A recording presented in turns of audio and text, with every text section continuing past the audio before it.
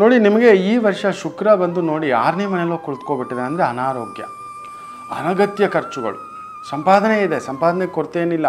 ಕಡಿಮೆ ಅಂದರೂ 1000 ರೂಪಾಯಿ ಸಂಪಾದನೆ ಮಾಡ್ತೀರ, ಬಟ್ 400 ರೂಪಾಯಿ ಖರ್ಚುಗಳು ಬರುತ್ತೆ, ತೊಂದರೆ ಏನಿಲ್ಲ, ನಿಭಾಯಿಸ್ಕೊತೀರ. ಬಟ್ ಅನಗತ್ಯ ಖರ್ಚುಗಳು ಕುಟುಂಬಕ್ಕೋಸ್ಕರ. ಕುಟುಂಬಕಾರಕ ಗುರು ಬೇರೆ ವಕ್ರನಾಗಿದ್ದಾನೆ, ಯಾವುದೋ ಹಳೆಯ ಸಾಲ, ಆ ಗುರು ಬೇರೆ 12ನೇ ಮನೆ, ಹಳೆಯ ಸಾಲ ಹುಡ್ಕೊಂಡು ಬರ್ತಾರೆ.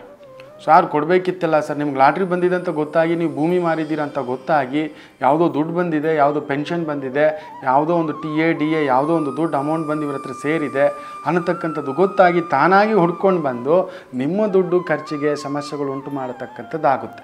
ಯಾವುದೇ ಪ್ರಮುಖ ನಿರ್ಧಾರ ತಗೋಬೇಡಿ. ದಾಂಪತ್ಯ ವಿಚಾರದಲ್ಲಿ, ಪಾಲುದಾರಿಕೆಯ ವಿಚಾರದಲ್ಲಿ ನೀವು ನಷ್ಟಕ್ಕೊಳಗಾಗ್ತೀರ. ಯಾಕಂದರೆ ಸಪ್ತಮಾಧಿಪತಿ ತುಂಬ ಸ್ಟ್ರಾಂಗ್ ಇದ್ದಾನೆ.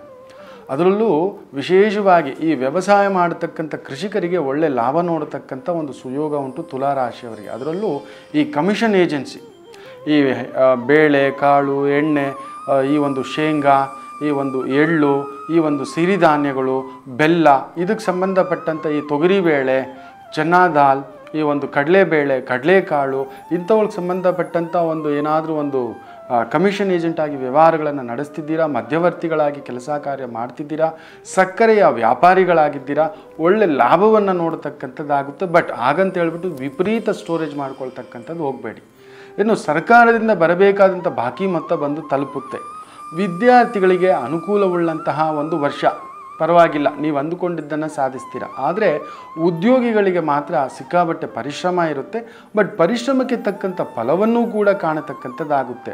ಸ್ವಲ್ಪ ಆರೋಗ್ಯ ಒಂದು ಬಿಟ್ಟು ಮೀಕಿ ಎಲ್ಲ ವಿಚಾರಗಳಲ್ಲೂ ಯಶಸ್ಸನ್ನು ಕಾಣತಕ್ಕಂಥ ಒಂದು ವರ್ಷ ಅತಿ ಮುಖ್ಯವಾಗಿ ತುಲಾರಾಶಿಯವರಿಗಿರುತ್ತೆ.